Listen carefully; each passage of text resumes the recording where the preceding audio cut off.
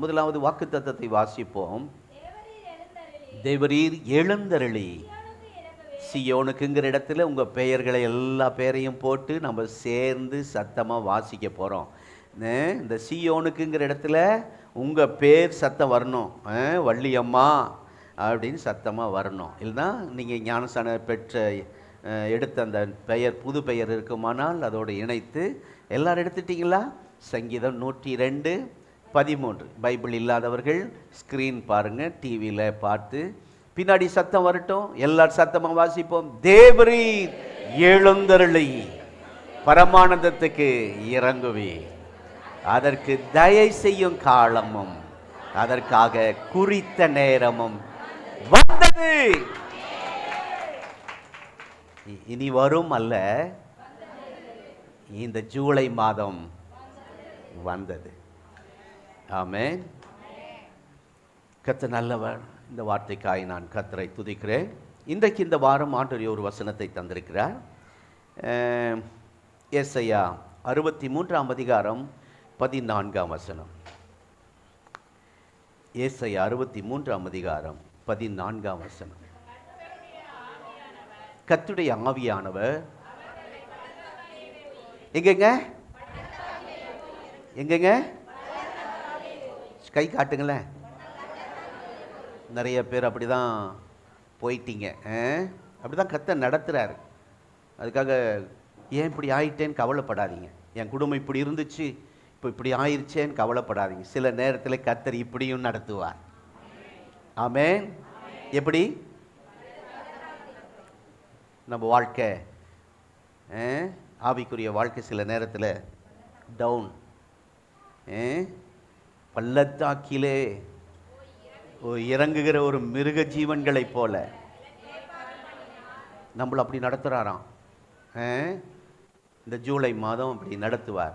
அது முக்கியமானது. தேவரீர் உம்முடைய மகிமுள்ள கீர்த்தியை உண்டாக்கும்படி இங்கே வந்திருக்கிற தேவ பிள்ளையை உங்களை இந்த ஜனத்தை நடத்தினீர். இந்த ஜூலை மாதம் நடத்தினீர். ஆமென். ஸ்தோத்திரம். ஆண்டவருக்கு மகிமை உண்டாக, கீர்த்தி, மகிமுள்ள கீர்த்தி உண்டாக ஆண்டவர் நம்மை சில நேரத்தில் அப்படி நடத்துகிறார். புரிந்து கொண்டால் ஸ்தோத்திரம். ஆவியானவர் உங்களுக்கு இதை தெளிவாக இந்த வார்த்தையின் மூலமாய் நம்மோடு பேசுவாராக.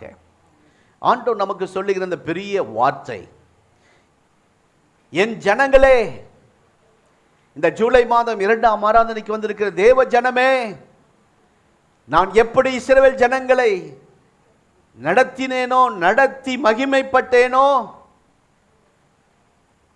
அதே போல் இங்கே வந்திருக்கிற உங்களை, உங்கள் குடும்பத்தையும், நம்முடைய சபையும் இந்த 7ஆம் மாதம் ஜூலை மாதம் நடத்தி கர்த்தர் மகிமைப்பட போகிறார். ஹல்லேலூயா. கர்த்தர் மகிமைப்பட போகிறார். ஹல்லேலூயா. வேற சர்ச்சில் எல்லாம் அவங்க கை கரகோஷம் பயங்கரமாக இருக்கும். ஆனால் நீங்கள் தட்ட முடியலன்னா காரணம் பைபிள் கீழே விழுந்துடும். அதையும் பிடிக்கணும், கையும் தட்டணும். அதனால சத்தங்க குறைவாக கேட்குறது நான் உணர்றேன். இப்போ எகிப்திலிருந்து கானானுக்குள் போகணும். எத்தனை நாளுக்குள் போகணும், எத்தனை வருடத்துக்குள் போய் சேரணும் என்பதை யார் பிளான் பண்ணுவார்னா நம்முடைய கர்த்தர் தான். வேற யாரும் பிளான் பண்ண முடியாது. ஆண்டவர் தான் முடிவு பண்ணுவார். காலக்கெடுவும் தேவனுடைய குறுக்கிடும். எழுதி வச்சுங்க.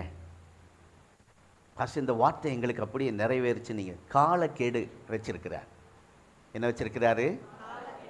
ஒரு காலக்கெடுவும் தேவனுடைய குறுக்கிடும். உங்கள் வாழ்க்கையில் ஒரு காலக்கெடு, ஒரு காலத்தை கர்த்தர் வச்சிருக்கிறார். அதில் தேவனுடைய குறுக்கிடுதல் இருக்கிறதை நீங்கள் பார்க்க போறீங்க. ஸ்தோத்திரம். ஒரு தேவனுடைய பிள்ளையை தேவன் நடத்துகிறார் என்றால் அவர் மகிமைப்படுவதற்கென்று ஒரு காலத்தை வைத்திருக்கிறார். அந்த காலத்தில் தான் அதை செய்து கர்த்தர் மகிமைப்படுவார். அந்த காலத்தில் தான். எந்த காலம்? இந்த ஜூலை மாதம். ஆமென். இன்னொரு மாதம், இன்னொரு வருஷம், வருஷ கடைசி அப்படிலாம் நினைக்காதீங்க. இந்த காலத்தில், இந்த ஜூலை மாதத்தில் கர்த்தர் உங்களை நடத்தி அவர் மகிமைப்படுவார். அந்த காலம் வரைக்கும் உங்கள் லைஃப்பில் ஆண்டவர் குறுக்கிட்டு கொண்டே இருப்பார். ஆமாம், இடைப்பட்டு கொண்டே இருப்பார். ஆதியாகமம் 15ஆம் அதிகாரம் 13ஆம் வசனத்தில் உங்களை எப்போ மேலே ஏற்றணும், உயர்த்தணும், எப்போ கீழே இறக்கணும் என்று ஆண்டவருக்கு தெரியும். எகிப்து என்ற அறியாத தேசத்திற்கு இவருடைய சந்ததி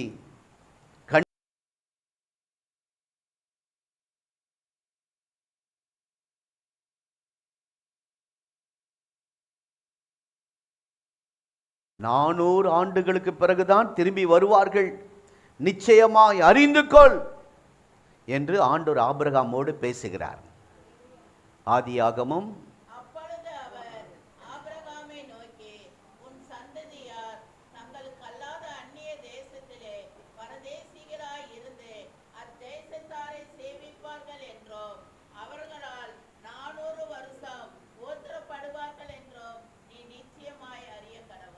அம்மாவுக்கு மைக்கே வேண்டாம். ஜோமன் இங்கே வச்சுக்கலாமா அம்மாவை? வாய்ஸ் கட்டி கொடுக்குதுமா. உங்கள் முக சாயலுங்களுக்கெல்லாம் சொல்லவே வேண்டாம். ஸ்தோத்திரம். ஆதியாம் 15ஆம் அதிகாரம் 13ஆம் வசனத்தை நீங்கள் வாசிக்கும் போது இந்த வார்த்தையை ஆபிரகாமிடத்திலே சொன்னார். எகிப்திலிருந்து ஒருவனிடத்திலும் கர்த்தர் சொல்லவில்லை. கவனிங்க, தேவ பிள்ளையே, இந்த பட்டணத்தில் எத்தனையோ சபை இருக்கலாம், எத்தனையோ தேவ பிள்ளைகள் இருக்கலாம். அவர்களை விட இன்றைக்கு கர்த்தர் உங்களோடு கர்த்தர் இந்த வார்த்தை பேசுகிறார். எகிப்தில் ஏராளமான ஜனங்கள் இருந்தார்கள். யாரிடத்தில் இந்த வார்த்தை கர்த்தர் சொல்லாமல் ஆபிரகாமிடத்தில் மாத்திரம் இந்த வார்த்தை சொல்லுகிறார்.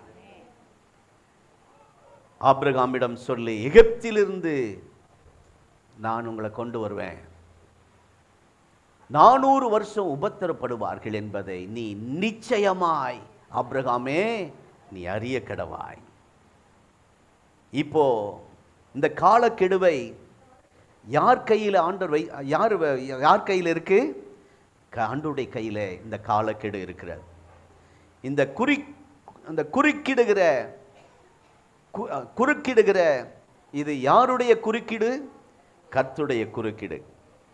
இந்த காலக்கெடு என்று ஒன்று வரும்போது, தேவனுடைய குறுக்கீடு என்று ஒன்று வரும்போது, நமக்கு காலம், நம்ம காலம் என்று சொல்லும்போது நாம் சும்மா இருக்க வேண்டும், ஆனால் சும்மா இருக்க மாட்டோம். ஆண்டுடைய காலக்கெடு, ஆண்டுடைய குறுக்கீடு அப்படின்னு இருக்கும்போது அந்த இடத்துல நீங்கள் போய் குறுக்கிடக்கூடாது. அவர் ஒரு காலத்தை வைத்திருக்கும் போது நீங்கள் அவசரப்படக்கூடாது, முந்திக்கொள்ளக்கூடாது. நான் இறங்கி இதை நான் செய்வேன், ஆண்டவர் செய்கிறதுக்கு முன்னாடி நான் இதை சரி பண்ணிடுவேன் அப்படின்னு நம்ம அவசரப்பட்டு இறங்குவோமானால் கர்த்தர் நாமம் மகிமைப்படாது. அருமையான தேவனுடைய பிள்ளைகளே, எதுவானாலும் உடனே நடக்கணுங்கிறது தான் இயல்பு நமக்கு எல்லாருக்குமே. அப்படிதானா? ஜெபம் பண்ணு, கண்ணை மூடி, ஏசப்பா இந்த பிரச்சனை ஆண்டவரே உதவி செய்யும் ஜெபித்த உடனே ஆமேன் கர்த்தர் சொல்லிடணும். போ மகளே, போ மகனே, உனக்கு உதவி செய்கிறான் அப்படின்னு டக்குன்னு பதில் சொல்லிடணும் ஆண்டவர். அப்படிதான் நம்ம எதிர்பார்க்கிறோம். நான் அப்படிதான் எதிர்பார்க்கிறேன். ஸ்தோத்திரம். ஆனால் இங்கே இஸ்ரவேலுடைய வாழ்க்கையில் நினைத்து பாருங்கள், 400 வருடம் இப்போ 430 வருஷமா மாறிடுச்சு. இங்க ஆண்டவர் ஒரு மனுஷனை ரெடி பண்ணுகிறார் இந்த குறிப்பிட்ட நாளில். அவன் பெயர் மோசே. மோசே 40 வயதிலே சகல கலா வல்லவனாயிட்டான். 40 வயதிலே PhD பட்டம் பெற்றுட்டான். 40 வயதிலே ஒரு தைரியம் வந்துருச்சு. அவன் நினைக்கிறான், நான் எப்படி ஆகிலும் இந்த ஜனங்களை நான் மீட்டு ரட்சித்து நான் ரட்சகனாக மாறிடுவேன், இந்த ஜனங்களை மீட்டுருவேன். ஏன்னா ஏற்கனவே ஒரு ஆளை க்ளோஸ் பண்ணிட்டான். அந்த தைரியம் வந்துருச்சு. ஆண்டவர் ஒரு காலத்தை வச்சிருக்கிறார் 430 வருஷம். ஆனால் மோசே நினைக்கிறான், இல்லை அந்த 430 வருஷம் வரைக்கும் நாங்கள் வெயிட் பண்ண முடியாது, நானே இறங்கி செய்வேன்னு நினைக்கிறான். நீங்கள் அப்படி யாராவது இந்த மாதம் அப்படி இறங்கிடக்கூடாது. கர்த்தர் குறுக்கிடுகிற நாட்கள், ஆண்டவர் செயல்படுகிற ஒரு நேரம், ஆண்டவர் குறுக்கிடுகிற ஒரு நேரம். ஆண்டவர் நமக்கு ஒரு என்ன சொன்னேன், கெடு வைத்திருக்கிறார். அந்த காலம் அவர் செய்கிற வரைக்கும் நம்ம கொஞ்சம் அமைதலாக இருக்கணும், பேசாமல் இருக்கணும். ஆனால் நம்ம இருக்க மாட்டோம். நம்ம எப்படிப்பட்டவங்க, காலில் சுடுதண்ணி ஊற்றுனவங்க மாதிரி. சுடுதண்ணி காலில் ஊற்றுனவங்க எப்படி இருப்பாங்க, அப்படி வேகமா. அந்த அனுபவம் நிறைய பேருக்கு இருக்குல்ல. அந்த மாதிரி நம்ம அவசரம், சுடுதண்ணி காலில் ஊற்றுன மாதிரி நிற்போம். சீக்கிரமாக நடக்கணும், சீக்கிரமாக. என்ன 4 வருஷம் 3 வருஷம் தாண்டிடுச்சு, இன்னும் சர்ச்சு கிடைக்கல, அவசரம். ஆண்டவர் ஒரு கால கெடுவை வைத்திருக்கிறார். ஆமென். அவருடைய ஒரு நேரம் வரணும். எத்தனை பேர் ஆமென் சொல்றீங்க?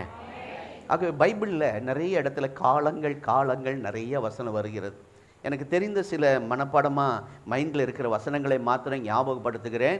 மீதி நீங்கள் வீட்டில் போய் அதை படியுங்கள். 1 பேதுருவிலே வாசிக்கிறோம், ஏற்ற காலத்தில் உங்களை உயர்த்தும்படிக்கு அவருடைய பலத்த கரத்துக்குள் அடங்கியிருங்கள். என்ன காலம்? பின்னாடி சத்தமா சொல்லுங்க. என்ன காலம்? ஏற்ற காலம் என்று ஒரு காலத்தை கர்த்தர் நமக்கு வைத்திருக்கிறார். அந்த ஏற்ற காலம் இருக்குது. அதற்கு முன்னாடி டபக்குன்னு நம்ம எழும்பிடக்கூடாது. அதுக்கு முன்னாடி நம்ம ஏதாவது ஒரு பிரச்சனையில் இறங்கிடக்கூடாது. இந்த பிரச்சனைக்கு ஒரு தீர்வு கொடுக்க, வெற்றி தர, ஜெயம் தர, அற்புதம் செய்ய, உங்க ஜெபத்துக்கு பதில் கொடுக்க ஏற்ற காலம், ஏற்ற காலம்னு ஆண்டவர் வச்சிருக்கார். அதுக்கு முன்னாடி நம்ம எழும்பிட்டா கஷ்டம். இன்னொரு வசனம் இருக்கிறது, ஏசாயா 60ஆம் அதிகாரம் 20ஆம் வசனம். சின்னவன் 1000 சிறியவன் பலத்த ஜாதியும் ஆவான், கர்த்தராகிய நான் ஏற்ற காலத்தில் தீவிரமாய் நடப்பிப்பேன். சொல்லுங்க. நம்ம பாஷையில சொன்னா, இங்கிலீஷ்ல சொன்னா ஸ்பீடா, ஹிந்தியில சொன்னா ஜல்தியா, தெலுங்குல சொன்னா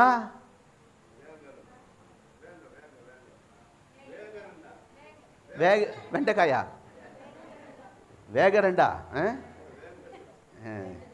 ஸ்தோத்திரம். ஒவ்வொரு பாஷையில் ஒவ்வொரு நல்ல எல்லா பாஷைக்காரன் இருப்பதற்காய் ஸ்தோத்திரம். ஹிந்தி மக்கள் இங்கே ஒரு கூட்டம் நம்மோடு இருக்கிறதுக்காய் கர்த்தரை துதிக்கிறேன். தேவன் நல்லவர். என்ன சொல்ல வரேன்னா, ஏற்ற காலத்தில் தீவிரமாய் நடப்பிப்பேன். ஏற்ற காலம் என்று ஒன்று வரும்போது ஆண்டவர் ஸ்பீடாக செய்ய ஆரம்பிச்சிருவார். ஆமே. ஆண்டவருடைய ஏற்ற நேரம் நம்முடைய குடும்பத்தில் வரும்போது அவர் ரொம்ப ஸ்லோவாக செய்ய மாட்டார். அதுதான் தீவிரமாய். அந்த வார்த்தை கவனிங்கள். ஸ்பீடா செய்வாராம். நம்ம ஸ்பீட் ஆயிடக்கூடாது. சொல்லுங்க. நம்ம ஸ்பீட் ஆயிடக்கூடாது. நம்ம வேகம் ஆயிடக்கூடாது. நம்ம வேகமாயிட்டா ஆண்டவர் ஸ்லோவாயிருவார். நம்ம எந்திரிச்சா அவர் சைலண்ட் ஆயிடுவார். நம்ம எந்திரிக்க கூடாது. சீசர்கள் எந்திரிச்சிட்டாங்க, நாங்கள் எல்லாம் எங்களுக்கு எல்லாம் தெரியும் அப்படின்னு எழும்புனாங்க. அப்போ ஆண்டவர் போய் அமைதியாக சைலண்டாக படுத்துக்கிட்டார். இப்போ அவங்க சைலண்டாக ஆண்டவரே இப்படின்னாங்க, அவர் எழும்பினார், எழுந்தார். இப்போ நம்ம குடும்பத்தில் எப்படி நடக்குன்னு தெரில.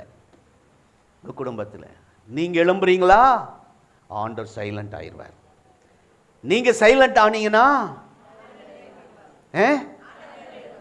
அவர் பேச எழும்புவார்.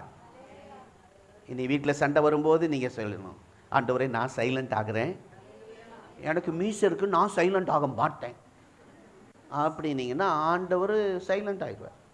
நீயே பேசிக்க, நீயே பிரச்சனை பண்ணிக்க. எங்கள் அப்பா 10 பவுன் 200 பவுன் போட்டு கட்டி கொடுத்தாரு, அதனால் நான் சும்மா இருக்க மாட்டேன் அப்படின்னா ஆண்டவர் சைலண்ட் ஆகிடுவார். ஆகவே இந்த இடத்துல நான் வாசிக்கிறோம், அப்படி தான் வாசிக்கிறோம். ஆகவே இன்னொரு வசனம் ஆபகுக்கு 2:3 நினைக்கிறேன். குறித்த காலத்துக்கு என்னங்க, குறித்த காலம். அந்த காலமெல்லாம் சொல்லும் போது நீங்கள் அதை அழுத்தி சத்தமாக சொல்லணும். உடனே வேகமாக பின்னாடி போகாதீங்க. சொல்லுங்க, குறித்த காலத்துக்கு தரிசனம் வைக்கப்பட்டிருக்கிறது, அது நிச்சயமாய் நிறைவேறும். தாமதித்தாலும் பொய் சொல்லாது, நிச்சயமாய் வரும், அது தாமதிப்பதில்லை. ஜூலை மாதம் இதுவரை ஜூன் மாதம் வரைக்கும் தாமதித்திருக்கலாம். ஓ தேவ பிள்ளையே, இந்த ஜூலை மாதம் தாமதிப்பதில்லை. நோ, குறித்த காலம் வரும் வரை நாம் வெயிட் பண்ண வேண்டும். தாயின் வயிற்றிலே குழந்தை உருவாக்குறது, அது வெளிவர ஆண்டவர் ஒரு டைம் வச்சு, ஒரு காலத்தை வச்சிருக்கிறார். எத்தனை மாதம்? 9 மாதம். இல்லை 7 மாதத்தில் வந்து வெளியே அவசரப்பட்டு வந்தவங்களுக்காக ஸ்தோத்திரம். இருக்கிறீங்க, நாங்கள் வந்து குழந்தையா தூக்கி ஜெபம் பண்ணியிருக்கிறோம். இன்னைக்கு இப்படி இருக்கிறீங்க, அன்னைக்கு உங்களை கையில் எடுக்க பயமாக இருந்துச்சு. 8 மாதத்தில் சிலர் அவசரப்பட்டு வந்தீர்கள். ஆண்டவர் உங்களுக்குன்னு 9 மாதம் வச்சிருக்கிறார். சில பிள்ளைன்னா கொல்ல ஆசை. ஏன்னா பிள்ளைனா கிராமத்தில் இப்போ சொல்லுவாங்க, புள்ளனா கொல்ல ஆசை. அதனால சிலருக்கு பிள்ளை கிடைச்சிருச்சு, கர்ப்பத்தின் கனி ஆண்டவர் தந்துட்டார் அப்படின்னு தெரிஞ்ச உடனே கங்க்ராச்சுலேஷன் அப்படின்னு சொல்வதற்கு முன்பாகவே என் கையில் வந்துடணும்னா, இப்போ தான் ஒரு நல்ல செய்தியை வந்திருக்கு, டாக்டர் செக் பண்ணியிருக்காரு, சிஸ்டர் முகம் ஒரு மாதிரி இருக்குது, ஏதோ வாமிட் வர்ற மாதிரி பண்ணுது, அப்போ உடனே கங்க்ராச்சுலேஷன் செய்தி வந்த உடனே நல்ல செய்தி தான், ஆனாலும் உடனே என் கையில் வந்துடணும்னா வந்துருமா? இப்போதானே நல்ல செய்தி வந்திருக்கு, இப்போதானே ஆரம்பம், உடனே என் கையில் வந்துடும்னா அதை வச்சு நம்ம அழகு பார்க்க முடியுமா? அதை கையில் வச்சு அனுபவிக்க முடியுமா? சந்தோஷப்பட முடியுமா? அது அந்த தாய்க்கு எவ்வளோ பாதிப்பு, நமக்கு எவ்வளோ வேதனையாக இருக்கும். அது நமக்கு அந்த அர்த்தம் எத்தனை பேருக்கு புரிஞ்சதுன்னு தெரியல. புரிஞ்சதுக்காய் ஸ்தோத்திரம். அந்த 9 மாதம் நீங்கள் கடந்த 6 மாதம் நீங்கள் பொறுமையாய் காத்திருந்தீர்கள். ஆண்டவர் இந்த 7வது மாதம் ஜூலை மாதத்தில் ஆண்டவர் சொல்கிறாரு, நிச்சயமாய் வரும். ஆமென். தேவ பிள்ளையே, மோசே வாழ்க்கையில் ரொம்ப அவசரப்பட்டார்.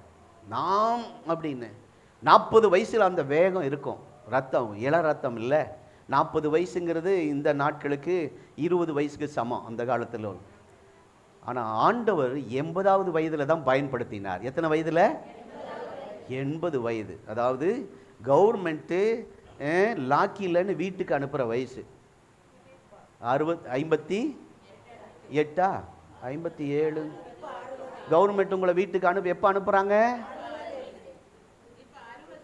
இப்போ 60 வயதில் வீட்டுக்கு அனுப்புகிறாங்க. ஏன் அனுப்புகிறாங்க? கரும்பு ஜூஸ் எல்லாம் யாரெல்லாம் குடிச்சிருக்கிறீங்க? இன்றைக்கி போகும்போது கண்டிப்பாக ஒரு கரும்பு ஜூஸு குடிச்சிட்டு போங்க.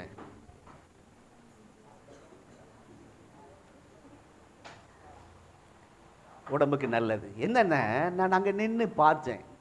ஒரு கரும்பு எடுக்கிறான், மிஷினுக்குள்ளே வைக்கிறான், சுற்றுறான், புழிஞ்சு சக்க புழிஞ்சிருது, ஜூஸ் வந்துடுது. சரி புழிஞ்சாச்சு, தூக்கி போட மாட்டோம், அதை 2ஆம் மடி உள்ளத்தழும்.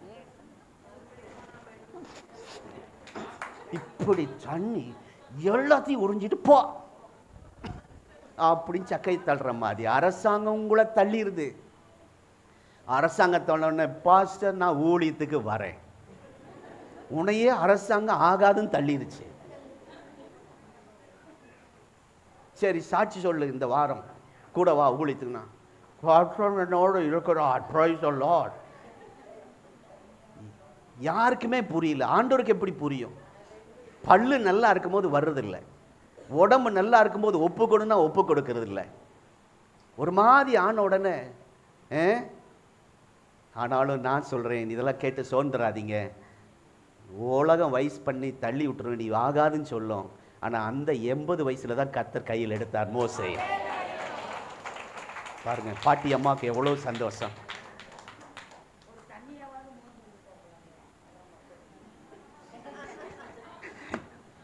80 வயசுல கர்த்தர் கையில் எடுக்கிறார்.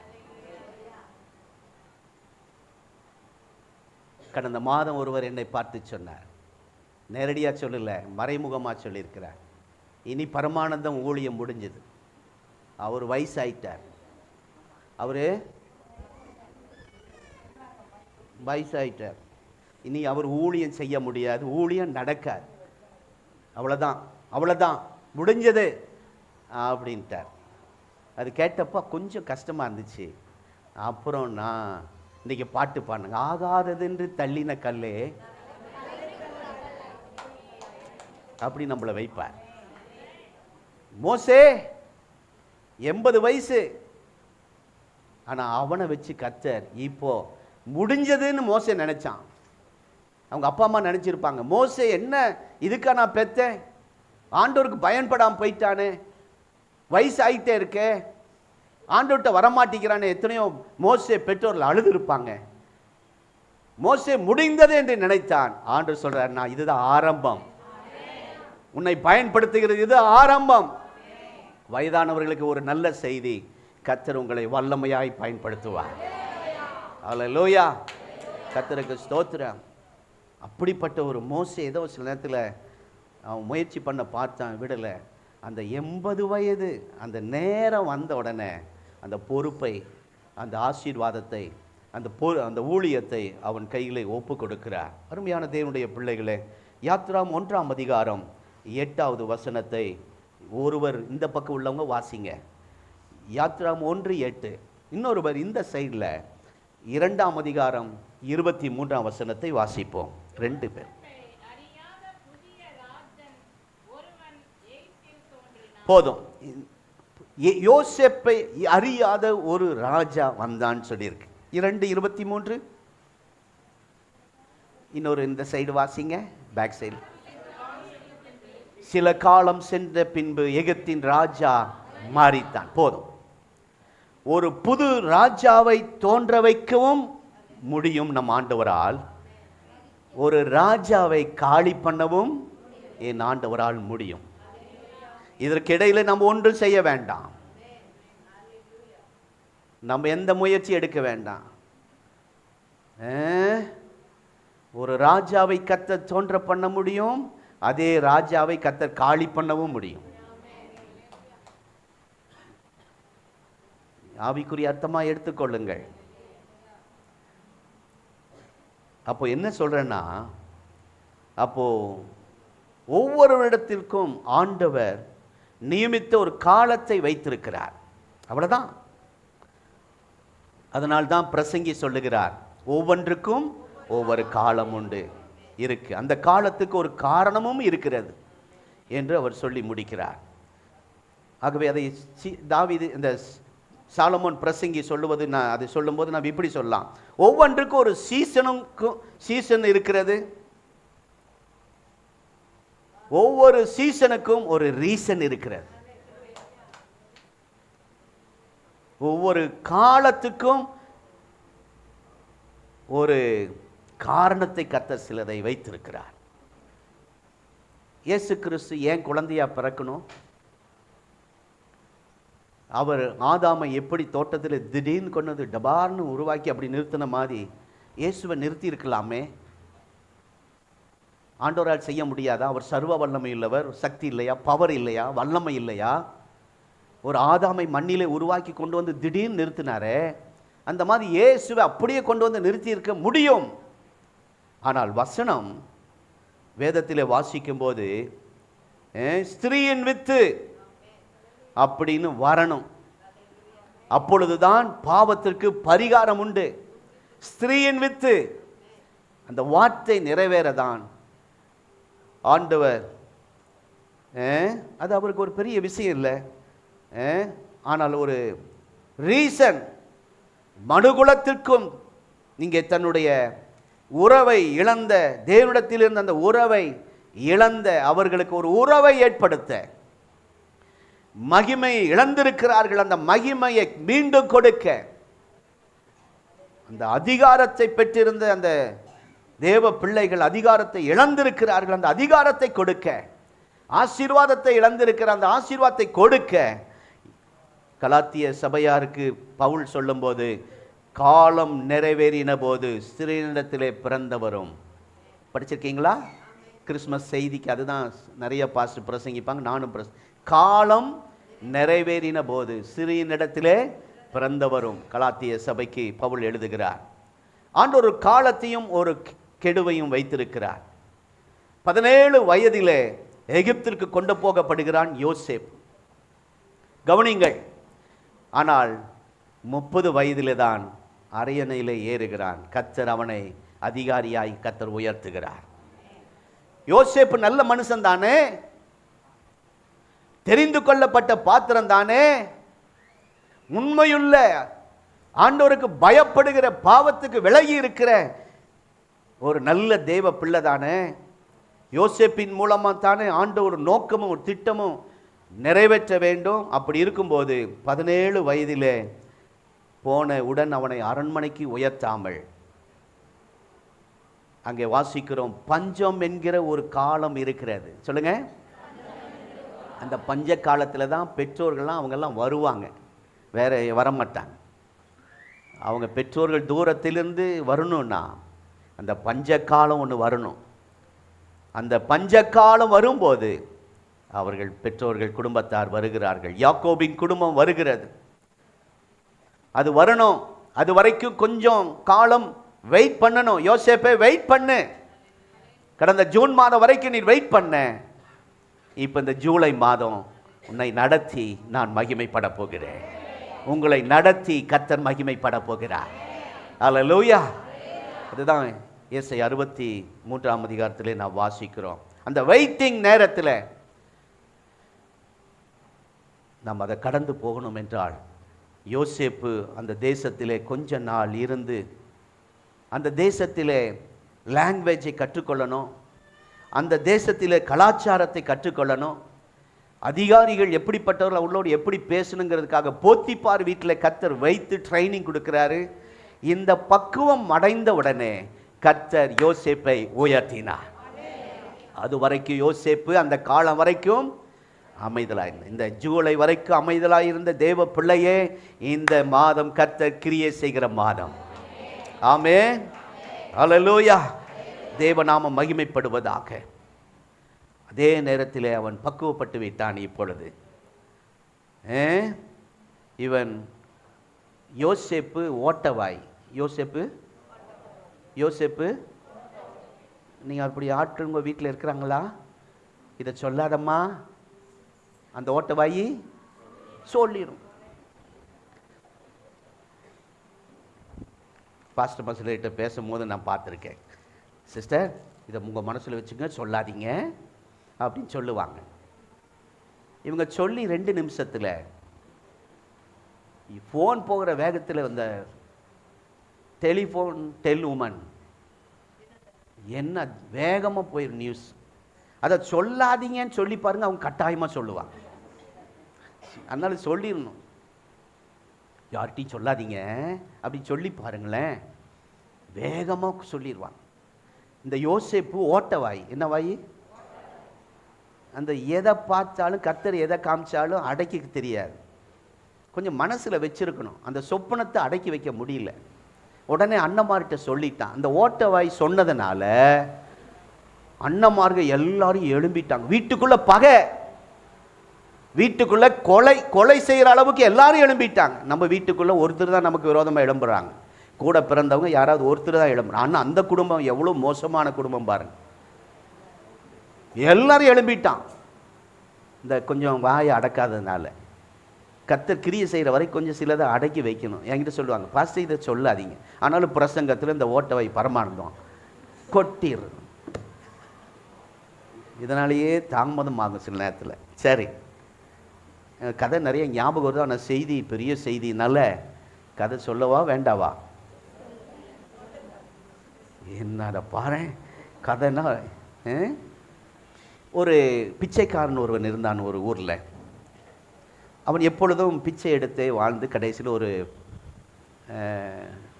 ஒரு அந்த காலத்தில் என்னமோ ஒரு நம்ம இன்றைக்கு லாட்ஜுன்னு சொல்கிறோம், போய் தங்குற இடம்னு சொல்கிறோம், அன்றைக்கு என்ன மடம்னு சொல்லுவாங்கள்ல, அந்த மடத்தில் போய் படுத்துக்குவான். சத்திரம். அப்போ அந்த மடத்துக்கு ஒரு கூட்டம் திருடர்களும் வந்து அங்கே தங்குவாங்க. திருடிட்டு அங்கே தான் வந்து அவங்க படுக்கிற ரெஸ்ட் எடுக்கிற இடம். இப்போ 2 பேரும் சந்திச்சுக்கிட்டாங்க. யார் யார்? வசனம் கேட்டால் கூட இவ்வளோ வேக சத்தம் வராது. ஸ்தோத்திரம். பிச்சைக்காரனும் திருடர் கூட்டமும் திருடர் தலைவனும் ஒன்றா சேர்ந்தாங்க. சேர்ந்து பேசிக்கிட்டாங்க. இந்த பிச்சைக்காரன் சொன்னான், எங்கே போனாலும் இந்த பழசே கொடுக்குறாங்க, அது என் வயிற்றுக்கு சேர மாட்டேங்குது. ஆனால் நீங்கள் எவ்வளோ ஜாலியாக இருக்கீங்க, என்ன சந்தோஷமாக இருக்கீங்க, உங்கள் பிஸ்னஸ் உங்கள் தொழிலுக்கு நானும் வரேன். வேண்டாப்பா, ரொம்ப கஷ்டம், அது ரொம்ப கஷ்டமான வேலை, நீ உன் வேலையை செய், ஆனால் நீ எங்கள் மேலே ஆசைப்படுறாலும் கூட வா, நீ அமைதலாக இரு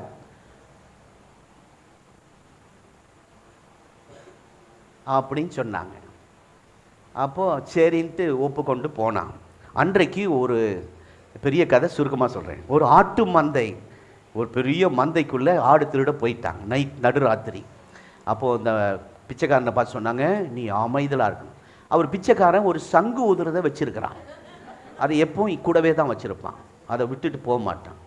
சிலர் ரட்சிக்கப்பட்டால் ஞானசனம் எடுத்தாலும் சிலரை தங்களை விட்டு வச்சுக்கிட்டே இருப்பாங்க, தூக்கி போட மாட்டாங்க, ஆண்டவருக்காக எரிய மாட்டாங்க. அந்த மாதிரி இந்த சங்கு, அவன் ஊதுற சங்கு, அதை கூடவே வச்சுருப்பான். ஸோ அதை வச்சுரு, அமைதியாக வச்சுக்கன்னு இடுப்பில் கட்டிட்டு போனான். இப்போ ஆடு திருட போனோடனே இந்த திருடர்களுக்கு அனுபவம் இருக்கனால போனோடனே கழுத்தை பிடிச்சிட்டாங்க. ஆட்டை ஏன்? ஐயோ அப்பா, உங்களை போல என்ன அனுபவமா? சத்தம் வராது. ஆனால் இந்த திருடனுக்கு, இந்த பிச்சைக்காரனுக்கு அந்த அனுபவம் இல்லாமல் காதை பிடிச்சி தூக்கிட்டா, அது மேன்னு கத்தி இருக்கு. அப்போ அவங்க தலைவன், திருட்டு தலைவன், அவன் சொன்னான், யோ நீ காதை பிடிக்கூடாது, சங்க பிடி. ஒரு தடவை சொன்ன போட சங்க புடின்னு மெதுவாக கத்தி இருக்கிறான். அவன் பார்த்தான், நம்ம சங்கூதர் அனுபவம் இவங்களுக்கெல்லாம் காட்டி ஆகணும். எழுந்து தூங்கினவர்கள் எழும்பினதற்காய் ஸ்தோத்திரம். எடுத்து ஊதுனாம் பாருங்க, எல்லா காவலாளிகள் ஆடு சொந்தக்காரனுங்கெல்லாம் எந்திரிச்சு ஓடி வந்துட்டாங்க. அதுக்கு மேலே நீங்களே கரையை பிடிச்சிங்க. இதுக்கு தான் பழமொழி வந்தது, சும்மா இருக்கிற சங்க. வந்துட்டீங்க பாயிண்ட்டு. உங்களுக்கெல்லாம் தெரியாது இல்லை, தெரிஞ்சுங்க. நீங்கள் இந்த கதை சொல்லுங்கள். எங்கள் காலத்தோடு அது முடிஞ்சிடக்கூடாதுன்னு தான் சொல்லி தந்துட்டு இருக்கிறோம். சும்மா இருக்கிற சங்க இவன் தான் யோசேப். புரிஞ்சுதா? கவனம். நான் கிரியை செய்ய போறேன், நீ ஊதிக்க. அருமையான கர்த்தருடைய பிள்ளைகளே, ஆகவே அந்த வயது, அந்த பக்குவம், அந்த அனுபவம், அந்த அறிய வேண்டிய காரியம் எல்லாம் அறிஞ்ச பின்னாடி யோசேப்பை அந்த ஏற்ற காலம் தூக்கிட்டார். அது வரைக்கும் யோசேப்பு எப்படி இருக்கணும்? அன்னைக்கிட்ட சொன்னா பரவாயில்ல, அப்பாகிட்ட இன்னொரு தடவை போய் சொல்றான். அப்பா மண்டையில் கொட்டி இருப்பான்னு நினைக்கிறேன். சில பிள்ளைகளை சிலர் அடிக்கிறாங்க, சிலர் மண்டையில் கொட்டுறாங்க. தயவுசெய்து மண்டையில் கொட்டுறதை நிறுத்துங்கள். வேண்டாம். எப்போ ஒரே மாதிரி இருக்கார். நீங்கள் சில நேரத்தில் 90 டிகிரியில் இருப்பீங்க. அந்த பலத்தினால் சிலருக்கு ஆண்டவர், நான் தொட்டாலே தெரியும், அப்பா கல் போட்டாலும் உடையாது, அது சிலர் அவ்வளவாக படைச்சிருக்கார். சிலருக்கு ரொம்ப லேசாக இருக்கும். அதனால் அப்பா கொட்டியிருப்பார், டேய் உனையை நான் வணங்கணுமா, அப்படி இப்படியெல்லாம் ஓட்ட வாயை வச்சுக்கிட்டு அவன் பாதிப்பில் இருந்தான். தாவீது சின்ன வயதிலேயே ஆண்டவர் அபிஷேகம் பண்ணிட்டார். 17 வயசு இருக்கும்போதே, அப்படி நான் நினைக்கிறேன். பண்டிதர்கள், வேத பண்டிதர்கள் சொல்கிறாங்க 17 வயதிலேயே இந்த இடத்தில் வந்திருக்கிற 17 வயது உள்ள எல்லா பிள்ளைகளும் அபிஷேகம் பெறணும். ஆமென், ஸ்தோத்திரம். அப்போ 17 முன்னாடி தாய் வயிற்றில் இருக்கும்போதே எலிசபெத் வயிற்றில் இருக்க குழந்தை கர்த்தர் அபிஷேகம் பண்ணினார். ஆமென். நீங்கள் அப்படி ஜெபிக்கணும். குழந்தை நம்ம வயிற்றில் இருக்கும்போது அபிஷேகத்தோடு பிறக்கணும். எத்தனை பேர் ஆமென் சொல்கிறீங்க? அப்போ தான் அந்த குழந்தை நமக்கு ஆசீர்வாதமாக இருக்கும், இல்லாட்டினா ஏட்டிக்கு பூட்டியாக இருக்கும். என்ன சொல்கிறேன், தாவீது சின்ன வயதிலே ராஜாவாயிட்டார். அபிஷேகம் அவர் மேலே இருந்தது. ஆனால் 17 வயதில் அவர் அரண்மனையில் போய் உட்காரல, சிங்காசனத்தில் உட்காரவில்லை, பொறுமையாக இருந்தார். அது வரைக்கும் அபிஷேகம் அவர் தலை மேலே தான் இருந்துச்சு. நல்ல கவனிங்க, அபிஷேகம் அவரை விட்டு போகல, ஆனால் சிங்காசனத்தில் அவர் உட்காரல. அந்த நேரம் வரல. சிங்காசனத்தில் யார் உட்கார்ந்திருக்கிறா? யார் சிங்காசனத்தில் இப்போ உட்கார்ந்திருக்கிறா? தாவீது, அபிஷேகம் பண்ணப்பட்ட தாவீது உட்கார வேண்டிய இடத்துல யார் உட்கார்ந்திருக்கிறா? ஒரு பொல்லாத ஆவி பிடிச்சவன் உட்கார்ந்துட்டு இருக்கிறான். நம்முடைய தேசத்தில் அப்படிதான் உட்கார்ந்துட்டு இருக்கிறாங்க சிலர். நம்ம போய் இந்த வருஷம் நல்லா ஜெபம் பண்ணுங்க. எலெக்ஷனுக்காக 26 அபிஷேகம் பண்ணப்பட்டவர்கள் ஹல்லேலூயா எம்எல்ஏக்களாய் வரணும், அமைச்சர்களாய் வரணும். பல தேசத்தில் கர்த்தர் அப்படி வைத்திருக்கிறார். நம்முடைய தேசத்தில் சீக்கிரமாய் பார்க்க போகிறோம். பைபிள் படித்து ஜெபம் பண்ணி சர்ச்சில் ஆராய்ச்சி அவங்க போகணும் சட்டசபைக்கு. ஆமே.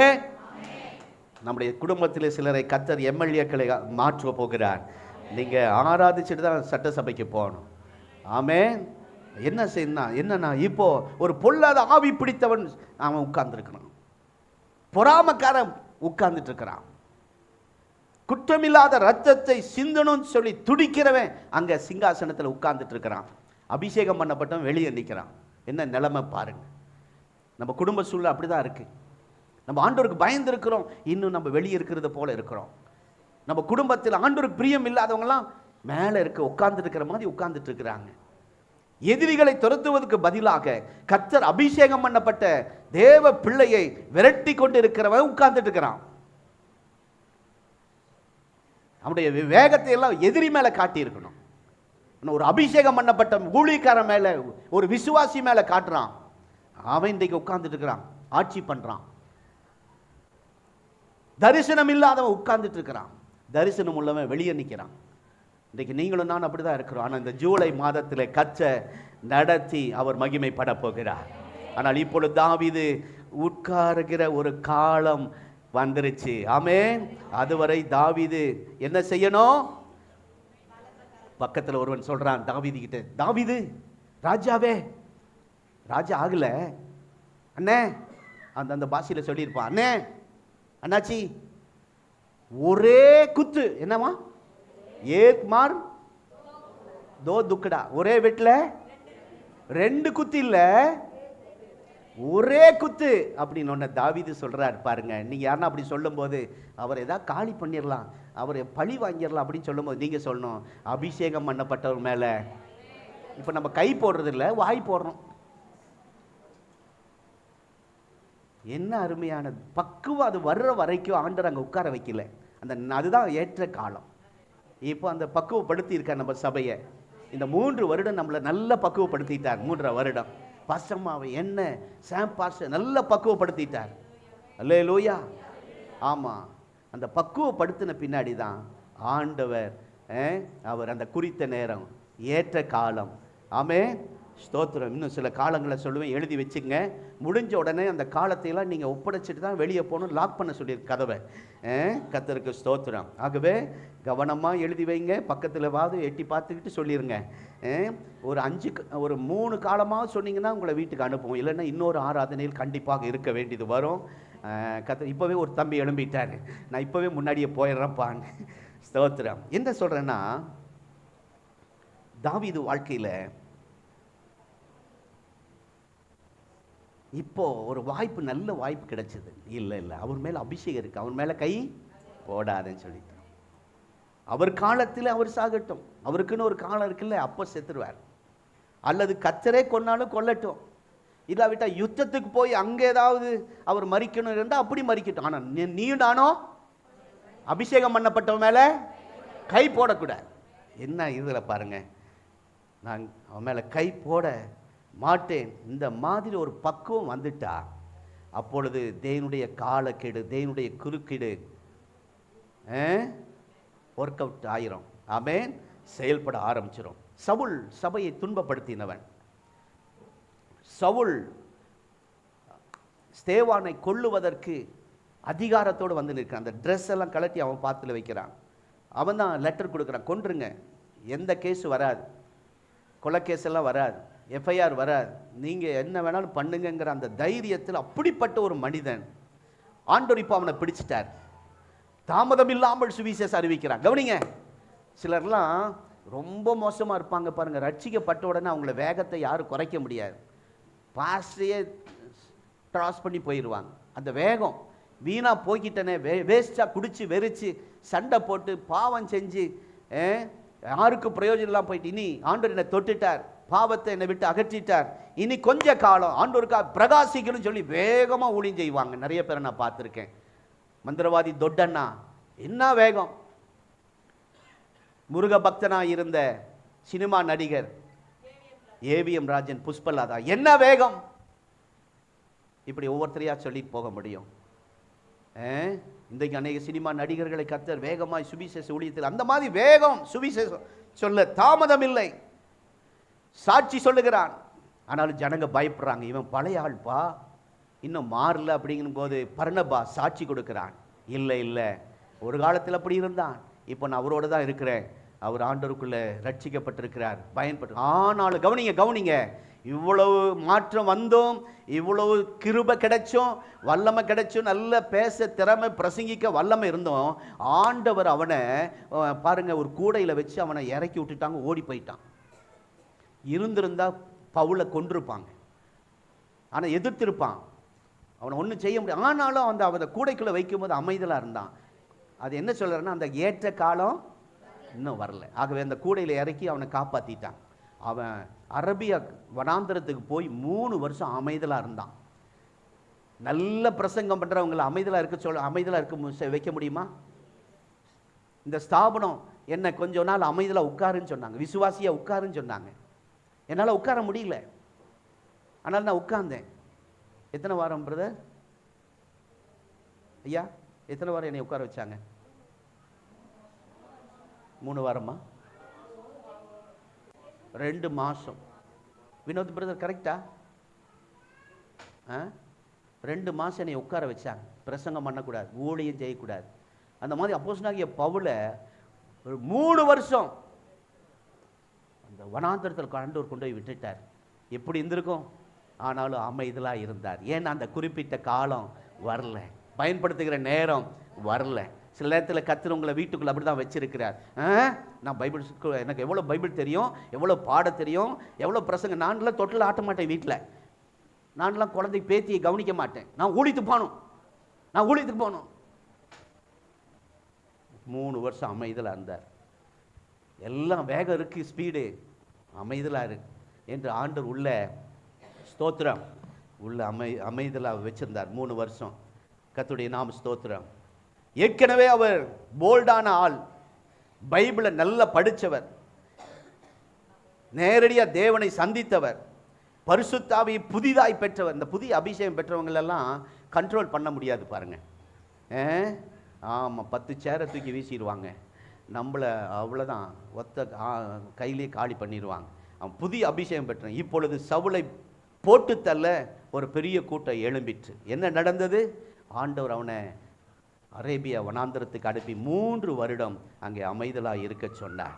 அருமையான தேவனுடைய பிள்ளைகளே, ஸ்தோத்திரம். இப்போ ஆனால் அந்த சவுலை நிலைத்து நிற்க ஊழியம் செய்ய அவர்னால் முடியல, கொலை செய்ய அவரை தேடிக்கொண்டு இருக்கிறார்கள். அவர் சொல்கிறார் ஒரு இடத்துல, நான் மாம்சத்தோடும் இரத்தத்தோடும் யோசனை பண்ணாமல் அந்த அரேபியா தேச வனாந்தரத்துக்கு நான் போய்விட்டேன்னு சொல்கிறார். நம்மள அந்த யோசிப்போம், என்ன போய் உட்கார வைக்கிறான் இவன் யார், என்ன அமைதியாக இருக்க சொல்கிறான் இவன் யாருன்னு சண்டை போட்டிருப்பானா? மாம்சத்தோடும் இரத்தத்தோடும் யோசனை பண்ணாமல் அமைதலாக போய் அங்கே சேர்ந்தார். இப்பொழுதெல்லாம் ஊழியம் இல்லை, அமைதலாயிரு, கதை முடிஞ்சது அப்படின்னு சொல்லி முடிச்சிருக்காங்க. 3 வருடம் ஆண்டுகள் வெளிப்பாடே இல்லை, தேவனோடு நெருக்கமான உறவு இல்லை, ஆத்தும வாஞ்சை இருக்கிறது, ஆத்துமாக்களை சந்திக்க முடியல. இதுதான் நல்ல முதிர்ச்சி அனுபவம். ஆமென். அடைந்த அந்த தேவ மனுஷனை கர்த்தர் 3 வருடம் உருவாக்கினார். தேவ பிள்ளையே, நம்மை வெளியே கொண்டு வந்து 3 வருடம் இந்த சபையில் வைத்து நம்மை உருவாக்கி இருக்கிறார். அல்லேலூயா. இவன் ஒரு இப்போ ஷார்ட் டெம்பர். உங்கள் வீட்டில் சிலர் அப்படி இருக்காங்களா? என்ன டெம்பர்? சிரிச்சுக்கிட்டு தான் பேசுவாங்க, லேசாக டச் பண்ணி அப்படியே உள்ள விஷம் அப்படி ரெடியாக தான் இருக்கும். அந்நிய பாஷையும் இருக்கும், அந்நிய பாஷையும் பேசுவாங்க, அநியாய பாஷை நான் சொல்லலை. சிலரை பாருங்க அப்படி ஆவியில் நிரம்பும். நம்ம நினச்சிக்கோ இவங்க பரிசுத்தம், இவங்க எப்போ ஆவியில் நிரம்புறாங்க. ஆனால் அவங்கள லேசாக தொட்டு பாருங்க, ரெடியாக இருப்பாங்க, விஷம் இங்கே ரெடியாக இருக்கும் அப்படின்னு கொட்டுறதுக்கு. அந்த மாதிரி இப்போ பவுல் ஸ்தோத்திரம் ஷார்ட் டெம்பர் உள்ளவன், சாதாரண நாள் கிடையாதுங்க பவுல். ஆனால் மனமாற்றம் அவனுக்குள்ளே மாற்றத்தை கொண்டு வந்தது. ஒரே சாட்சியை எத்தனை முறை பேசிக்கிட்டு இருக்கிறது. அப்படி அங்கே அவனை ஆண்டவர் அவன் பயன்பட ஆரம்பிச்சிருந்தா ஒரே சாட்சி தான் சொல்லுவான். என்ன, நான் தமஸ்கஸ் காலையில் போனேன், கர்த்தர் என்னை ஒளியிலே சந்தித்தார், கீழே விழுந்தேன், கண்ணு போயிடுச்சு, அங்கே அனனியா தீர்க்கதரிசி வந்து எனக்கு ஜெபம் பண்ணார், நான் சுகமாயிட்டு. இதே சாட்சி எத்தனை வருஷம் சொல்லிட்டு இருக்கிறது. உங்கள் வாழ்க்கையில் பல சாட்சியை சொல்லிக்கிட்டே இருக்கிறீங்க, புது சாட்சி இல்லை. அதற்காக கர்த்தர் சில நேரத்தில் நம்மை அரபியா வனாந்தரத்தில் கொண்டு போய் அமைதலாக வைப்பார். அங்கே நல்ல அனுபவம் பெற்று நம்முடைய ஊழியம் இன்னும் பயங்கரமாக இருக்க போது, நல்ல சாட்சிகள் எழும்ப போகிறது, புது புது சாட்சிகளை ஜனங்க கேட்க போகிறாங்க, மகிமுள்ள சாட்சியை கேட்க போகிறாங்க. ஆனால் அதுக்கு முன்னாடி ஆண்டவர் அற்புதம் செய்யறதுக்கு முன்னாடி அவன் செயல்பட்டிருந்தா, அந்த ஏற்ற காலம் வர்றதுக்கு முன்னாடி பவுல் செயல்பட்டிருந்தா. நான் சொல்கிறேன், இந்த பைபிளில் புதிய ஏற்பாட்டில் அதிக புஸ்தகங்கள் எழுதினது யார் என்றால், இந்த புதிய ஏற்பாட்டில் அதிக புஸ்தகங்களை எழுதினது அந்த அளவுக்கு கர்த்தர் உங்களை பயன்படுத்துவார். அதுக்கு முன்னாடி பயன்படணும் அவசரப்பட்டீங்கன்னா ஒரு புக்கு கூட எழுதியிருக்க மாட்டார் பவுல். அப்புறம் கர்த்தர் வல்லமையாக பயன்படுத்தினார். இந்த இடத்தில் அமர்ந்து கண்ணீரோடு அமர்ந்திருக்க தேவ பிள்ளையே, அந்த நாட்கள் வந்துட்டு ஏற்ற நேரம் வந்துருச்சு. கர்த்தர் உங்களை வல்லமையாய் இந்த ஜூலை மாதம் பயன்படுத்த போகிறார். எத்தனை பேர் ஆமென் சொல்றீங்க? இது உங்கள் வாழ்வில் நிறைவேறும் காலம். எழுந்து 2 பேருக்கு சொல்லிட்டு வந்து உங்கள் இடத்துல உட்காரணும். அங்கேயே கை கொடுத்து சொன்னீங்கன்னா நான் ஒத்துக்க மாட்டேன். சீக்கிரமாக நிறைவேறும் காலம். மனைவிக்கு மாத்திரம் சொல்லக்கூடாது, அது வீட்டில் போய் சொல்லிங்க. சேரை விட்டு வெளியே வாங்க, வீட்டுக்கு போயிடாதீங்க.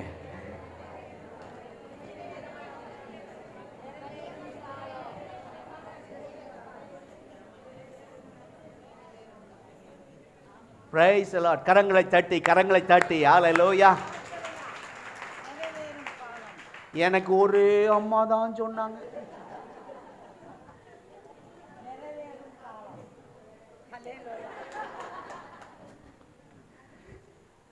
அஞ்சு மணிக்கு 5 பேர் எனக்கு வாழ்த்துனாங்க. இப்ப சொன்ன பின்னாடி வரக்கூடாது. அம்மா கை இயேசுவின் ரத்தம் ஜெயம். சில ஆட்களுக்கு கை கொடுக்க நம்ம ஜெபம் பண்ணிட்டு தான் கொடுக்கணும். அதான் முழுமையா நம்மெல்லாம் கொடுத்த செத்தவங்க கையில் வெத்தலை கொடுத்த மாதிரி. சாத்திரம் பிரதர், சாத்திரம். அவ்வளோதான் பா. சரி, என்ன சொல்கிறேன்னா, எத்தனை பேருக்கு சொன்னீங்க தெரில. காலையில் ஓடி ஓடி சொன்னாங்க. ஏன் சொல்ல வச்சாருன்னு பின்னாடி தெரிஞ்சுக்குவீங்க. ஆமே, எப்போ ஒரே மாதிரி உட்கார்ந்துட்டு கூடாது. சிலர் கால் பிடிச்சிக்கும், அப்போ அதனால தான் எழுப்புனேன். ஒரு எக்ஸசைஸ் நமக்கு வேண்டும். ஹல்லேலூயா. ஆகவே ஏற்ற காலம் இருக்கலாம், குறித்த காலம் இருக்கலாம். ஆனால் நான் சொல்கிறேன், இந்த ஜூலை மாதம் உங்கள் வாழ்க்கையில் நிறைவேறும் காலம். கரங்களை தட்டி ஹல்லேலூயா. கர்த்தர் உங்களை நடத்தி மகிமைப்படுகிற காலம். ஆண்டவர் என்னெல்லாம் சொல்லி இருக்கிறாரோ அவைகள் எல்லாம் உங்கள் வாழ்க்கையில நிறைவேற போகிறது. ஆபிரகாமே, பிராமிஸா சத்தியமா நிறைவேற போகிறதுங்கிறார் ஆபிரகாமுக்கு. ஆமென். ஆதியாகம சொல்ற வசனத்தை ஸ்பீடா எழுதிங்க, டைம் இல்லை, எழுதிங்க. ரொம்ப முக்கியமான வசனம். ஒரு நமக்கு இன்னும் சில மணி நேரம் இருக்கு. நான் ரொம்ப வேகமா போறேன். ஆதியாகமம் 18:19 எடுத்த படிங்கன்னா வேண்டாம், போயிருங்க. 18:19 ஆபிரகாமுக்கு சொன்னதை நிறைவேற்றும் காலம். எழுதி வச்சுங்க. ஆபிரகாம்னா நீங்க தான். உங்களுக்கு இந்த கடந்த நாட்களில் 6 மாதங்கள் சொன்னதை இந்த ஜூலை மாதம் நிறைவேற்றுகிற காலம். ஆமென். நிறைவேற்றுகிற மாதம். ஹல்லேலூயா. சேரில் நல்லா உட்காந்துருந்தார் தம்பி, பாவம். ஆனால் இன்றைக்கி இங்கே வர சொன்னோன்னே வந்துட்டார். தம்பி சேரில் இருந்தால் கூட இப்படி குஷன் மாதிரி இருக்கு. என்ன என்னமோ கொஷினாக சொன்ன, இது என்னமோ சொல்லுவாங்கள்ல, நல்லா இருக்குது. கால் வலிக்குதோ? சரி, உங்களுக்கு அடுத்த வாரம் புது சேர். ரைட். உங்களுக்கு வாக்குத்தத்தம் நிறைவேறும் காலம் அது வந்துருச்சுன்னா கர்த்தர் மகிமைப்படுவார். வந்துருச்சு, இந்த ஜூலை மாதம் வந்துருச்சு. ஆமென். நிறைய பேர் உடைஞ்சு வந்திருக்கீங்க. வாக்குத்தத்தம் நிறைவேறல பாஸ்டர், ஒரு காரியம் கை கூடி வர மாட்டேங்குது, என் ஜெபத்துக்கு பதிலே இல்லை அப்படின்னு நீங்கள் வந்திருக்கீங்க. இல்லை இல்லை, இது பின்னாடி சத்தம் வரட்டும். இது இன்னொரு வேகமாக போனேன் அடுத்த பாயிண்ட்டுக்கு. 26:3 ஆதியாகமம் 26:3. சீக்கிரம் 26:3. அப்பா இந்த திருப்பூர்ல இருப்பா, அவசரப்பட்டு எங்கேயும் ஓடாத, திருப்பூர்லையே இரு. ஊழியத்தில் பிரச்சனைன்னு சொல்லி டிரான்ஸ்ஃபர் வாங்கிட்டு எங்கேயும் ஓடாத, இந்த திருப்பூர்லேயே இரு. பரமானந்தம், நான் உன்னோடு இருந்து உன்னை ஆசீர்வதிப்பேன். நான் உன் சந்ததிக்கும் இந்த திருப்பூர்ல 1 2 இல்லை, ஏதோ கொஞ்சம் இல்லை, யாவையும் தந்து தகப்பனாய் ஆபிரகாமுக்கு நான் இட்ட ஆணையை நிறைவேற்றுவேன். எழுதி வச்சுங்க, ஆணையை நிறைவேற்றும் மாதம். தேவ பிள்ளையே நல்லா எழுதி வச்சுங்க, கர்த்தர் சொன்ன ஆணை எல்லாம் நிறைவேறுகிற காலம். எழுதி வச்சுங்க. எழுதி வச்சுட்டு என்னை வந்து கேளுங்க, என்ன பாஸ்டர் இப்படி சொன்னீங்க, எனக்கு இப்படி இருக்கேன்னு. இதையெல்லாம் செய்வேன் என்று ஆணையிட்டு இருப்பார். உங்களுக்கு ஆணையிட்டு இருப்பார். வாக்குத்தத்தமாய் சொல்வது வேற, தீர்க்க தரிசனமாய் பேசுவது வேற. ஆணையிட்டவைகள், ஆணையிட்டது அது வேற. அதுதான் நிறைவேறுகிற காலம் இந்த ஜூலை மாதம். சத்தியமாய் இவைகளை செய்வேன் என்று சொல்லி உறுதியாய் ஆண்டவர் சொன்ன எல்லாம் உங்கள் வாழ்க்கையில் இந்த நாட்களில் நிறைவேற போகிறது. சங்கீதம் 105 சங்கீதம் 19 கர்த்தர் சொன்ன வார்த்தை நிறைவேறும் அந்த காலம் வரைக்கும். கர்த்தர் சொன்ன, வேற யாரும் ஊழியக்காரன் சொன்னான்னு அதை நம்பாதீங்க. கர்த்தர் பேசுறான்ட்டு வருவாங்க உங்க வீட்டுக்கு. கர்த்தர் பேசுறார், நீங்க சொல்லிருங்க, உங்ககிட்ட பேசுற ஆண்டவர் என்கிட்ட பேசல, போயான்றுங்க. ஆமே. யாராவது கர்த்தர் பேசுறான்னு வந்து குழப்படி பண்ண வந்துடுவாங்க. கர்த்தருக்கு ஸ்தோத்திரம். நீங்க இந்த வசனத்தை கவனிக்கணும். சங்கீதம் 105:19. கர்த்தர் சொன்ன வார்த்தை நிறைவேறும் அளவும், நிறைவேறும் அளவும், கர்த்தர் சொன்ன வார்த்தை நிறைவேறும் அளவும். தற்செயலா இங்கே உள்ளே வந்திருக்கிறீங்க. ஒரம்பர வீட்டுக்கு வந்துட்டு தற்செயலாய் உள்ளே வந்திருக்கிறீங்க. அப்போ ஒரு வார்த்தை கர்த்தர் உங்களுக்கு அந்த நேரத்தில் பேசி இருப்பார்.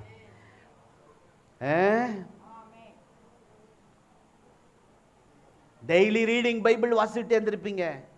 அன்றைக்கு அந்த திறக்கும் போதே கர்த்தர் பேசி இருப்பார். திடீரென்று உங்கள் வீட்டுக்கு ஒரு தேவ ஊழியர் வருவார். அவர் ஒரு வார்த்தை உங்களுக்கு கொடுத்திருப்பார், ரேமா வார்த்தையை. ஸ்தோத்திரம். அதை சொல்லி உங்களை பிளஸ் பண்ணியிருப்பார்.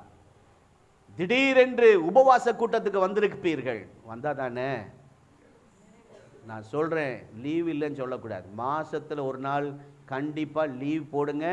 இல்லைன்னா உங்க வேலைக்கு நிரந்தர லீவ் கர்த்தர் போட்டுருவார். என்ன பாஸ்டர் 1ஆம் தேதி சாபம் விடுறீங்க? சொல்லிதான் ஆகணும். மாசத்துல ஒரு நாள் லீவ் போட்டுட்டு உபவாச ஜெபத்துக்கு வரல, நிரந்தர லீவ் போட வச்சிருவார். நான் வார வாரம் உங்களை கூப்பிடல, மாசத்துல ஒரு நாள் ஆஃப் டே லீவ் போடுங்க. குடும்பமா வந்து உட்காருங்க. மாசத்துல ஒரு நாள் வாங்க. 12 மாசத்துல ஒரு மாசமாவது வாங்க. ஆண்டவர் நிறைவேற்றுகிறாராய், அவர் ஆணையிட்டதை நிறைவேற்றும் காலம். அதெல்லாம் செய்யாமல் ஒன்றும் நடக்கலைன்னு சொல்லி முறுமுறுத்து அதுக்கு ஆண்டவர் பொறுப்பாளி இல்லை. ஆகவே இங்கே அதை தான் பார்க்கிறோம். ஆகவே உபவாச ஜெபம் ரொம்ப அவசியம். நீங்கள் கண்டிப்பாக நீங்கள் வரணும். சாப்பிட்டுட்டு வாங்க, முடியலன்னா சாப்பிட்டுட்டு வாங்க. ஆனால் நீங்கள் கலந்து கொள்ளும். கடந்த நாட்களிலே வசனத்தை கர்த்தர் தந்தாரோ அதெல்லாம் யோசேப்புக்கு நிறைவேற்றினது போல உங்களுக்கு நிறைவேற்றுவார். யோசுவா 21:45. சீக்கிரம், இதெல்லாம் ரொம்ப முக்கியமான வார்த்தை, மறக்க முடியாத வார்த்தை, நல்ல வார்த்தை. தம்பியெல்லாம் எழுதி வைங்க, பாப்பாலாம் எழுதி வைங்க. ஸ்தோத்திரம், குறிப்பெடுங்க. ஆமென். செல்ஃபோனில் அப்படியே பதிவு பண்ணுங்க. இதெல்லாம் நீங்கள் வேகமாக நான் சொல்கிறதுனால. யோசுவா 21:45.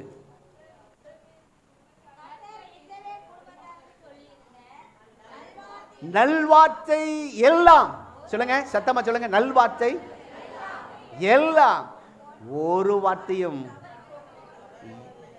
எல்லாம் நிறைவேறிற்று. ஏதோ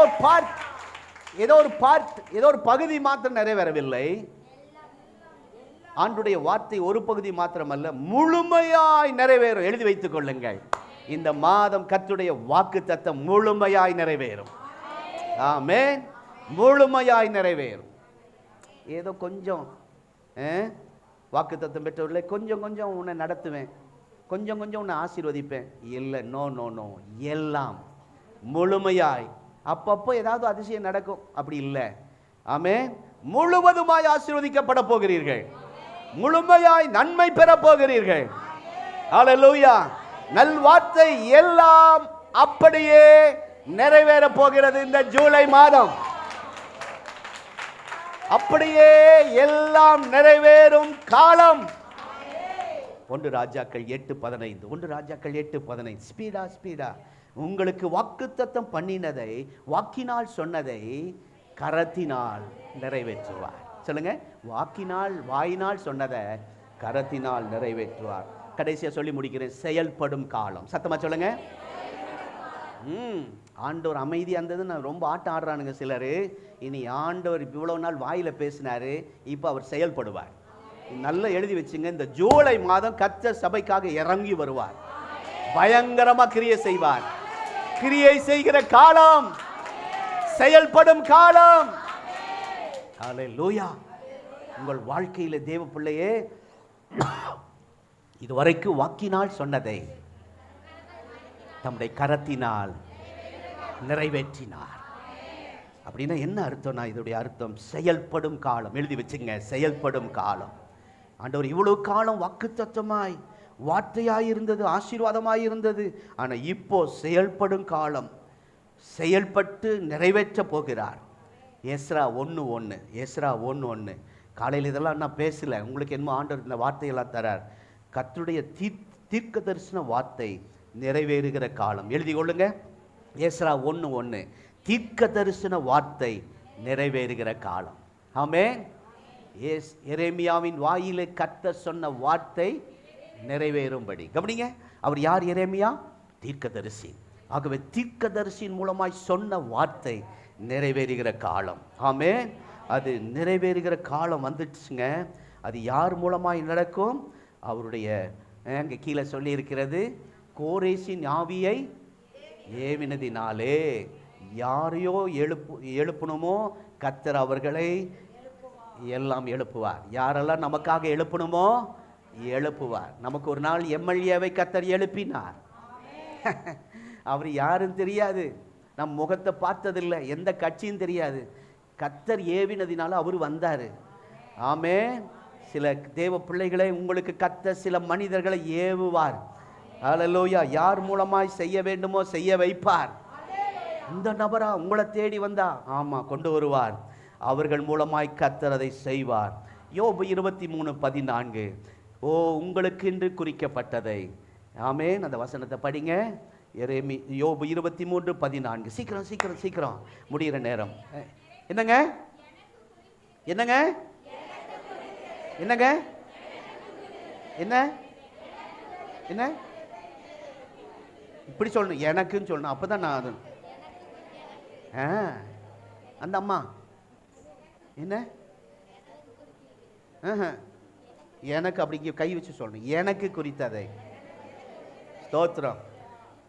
நான்லாம் இயேசு பற்றி தெரியாது, குரான் தான் படிச்சிருக்கேன், எங்கள் குடும்பமே பள்ளி வாசலுக்கு போகிறாங்க, எனக்கு அப்படி இல்லை. இன்றைக்கு இந்த வசனத்தை எழுதி வைத்துக் கொள்ளுங்கள். எனக்கு சொல்லுங்க.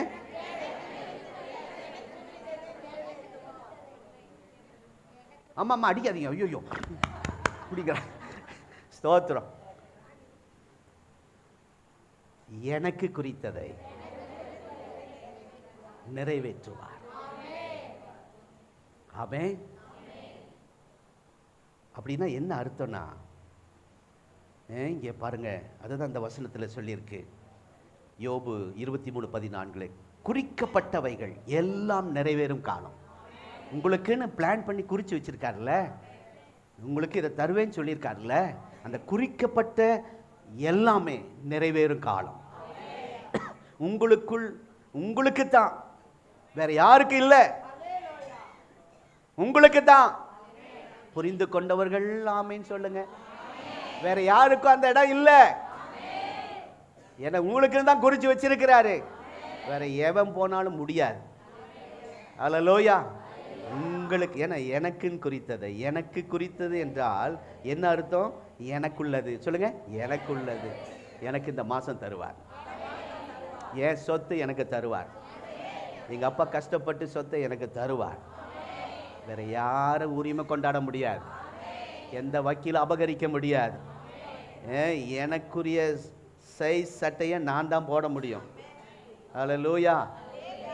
ஐயா வாங்க, வாங்க ஐயா. எனக்கு இவர் ரொம்ப பிடிக்கும். புது கார் வாங்கிட்டு ஒரு இந்த காரில் என்னை அழகாக திருப்பூர்லாம் சுற்றி கூட்டிகிட்டு போனார். வாங்க மேலே. ஐயோ, கீழே நிற்க வச்சிருக்கலாமே.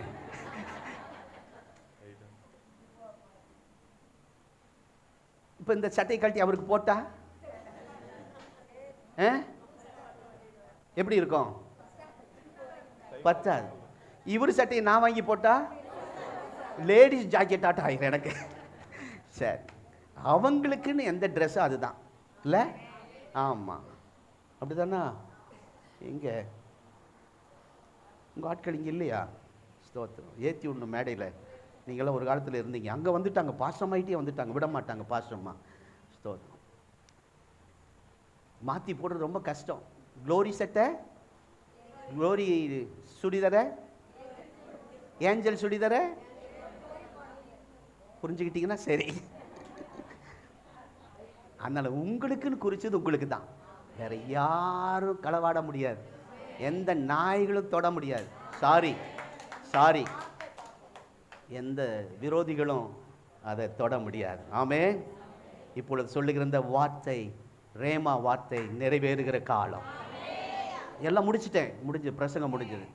எல்லாம் செய்வார். ரொம்ப சந்தோஷமாச்சு, கை தட்டினீங்க, அப்பா ஓடி 10 பேருக்கு சொன்னீங்க, எல்லாம் நடந்தது. ஆனால் நீங்கள் ஒன்று செய்யணும். இப்போதான் இருக்கு. அவர் எல்லாம் சொல்லிட்டார், இச்சனை சொல்லிட்டார். குறித்த காலம், ஏற்ற நேரம், ஆணையிட்ட நேரம், ஆணையிட்ட காலம், செயல்படும் காலம், பிரியாணி திங்கு காலம். ஞாயிற்றுக்கிழமான உடனே அதுதானே வரும். முழுமையாய் நிறைவேற்றுகிற காலம்.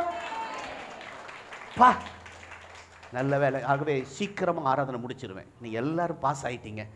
எல்லாரும் பாஸ், எல்லாரும் பாஸ். பா, எல்லாரும் பாஸ். நீங்க சர்டிபிகேட் கொடுத்துருங்க. இந்த பிரின்சிபாலும் லெக்சரும் நிற்கிறாங்க. நம்ம ஸ்கூல் ஆரம்பிக்க போகிறோம். சீக்கிரமா சொந்தமாக கல்லறை தோட்டம் வாங்க போகிறோம். ஆமே. AG hospital, AG school, AG என்னைய கொண்டு போய் தரல. தேங்க்யூம்மா, செய்வோம். ஆமா, அப்போவே ஏஞ்சலி தூண்டு இருப்பா. ஒரு ஆள் சொன்னார், பாஸ்டர்மா சோத்திரம். அவ இத்தூண்டா இருப்பா. அது நிறைவேறினதுக்காய் ஸ்தோத்திரம். அந்த மனுஷனை ஒரு நாள் கொண்டு வந்து மாலை போடணும். அவருக்கு நம்ம சர்ச்சு அவருக்கு ஒரு பேர் வச்சிருக்கிறாங்க, அது சொல்ல மாட்டேன். ஸ்தோத்திரம்.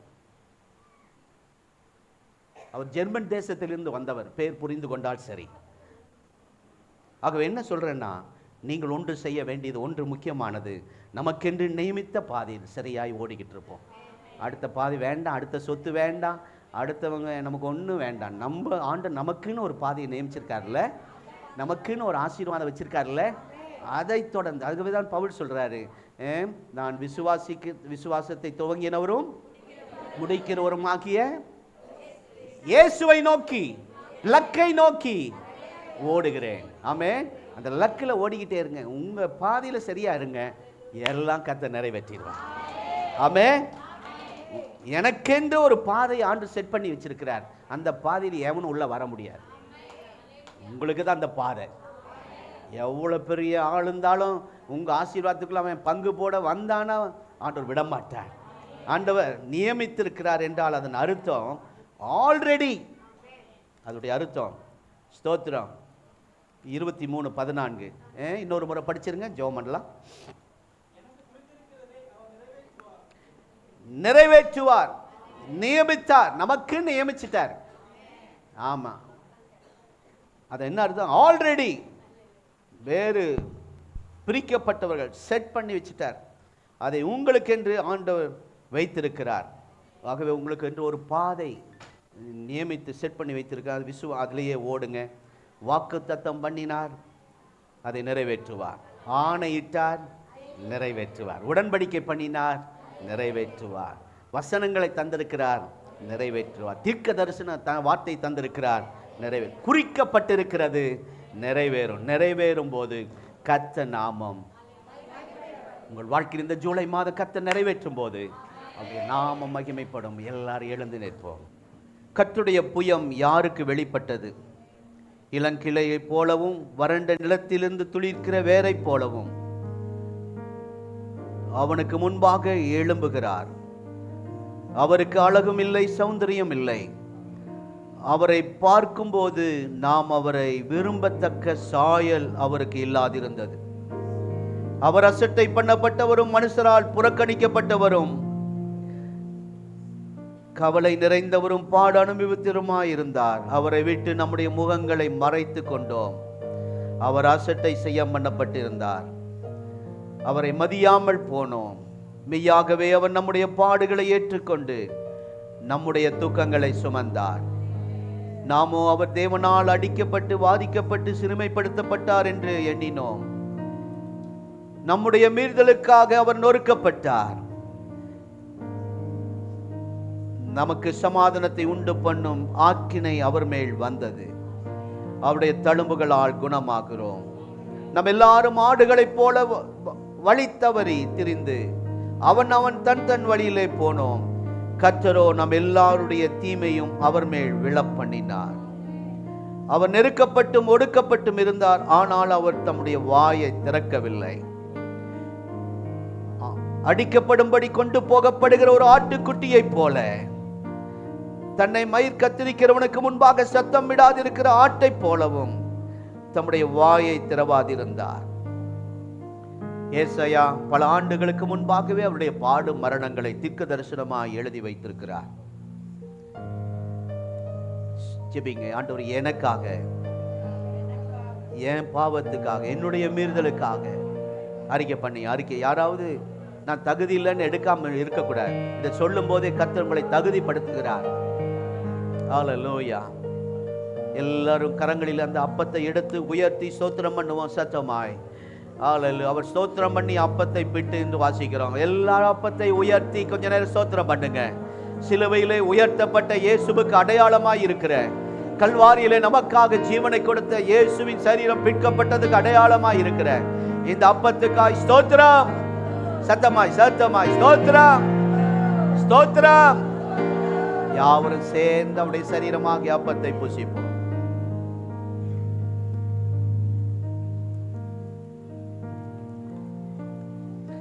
விலையேற பெற்ற ரத்தமாகிய திராட்சை ரசத்தை நாம் யாவரும் ஜெபத்தோடு பானம் பண்ணுவோம்.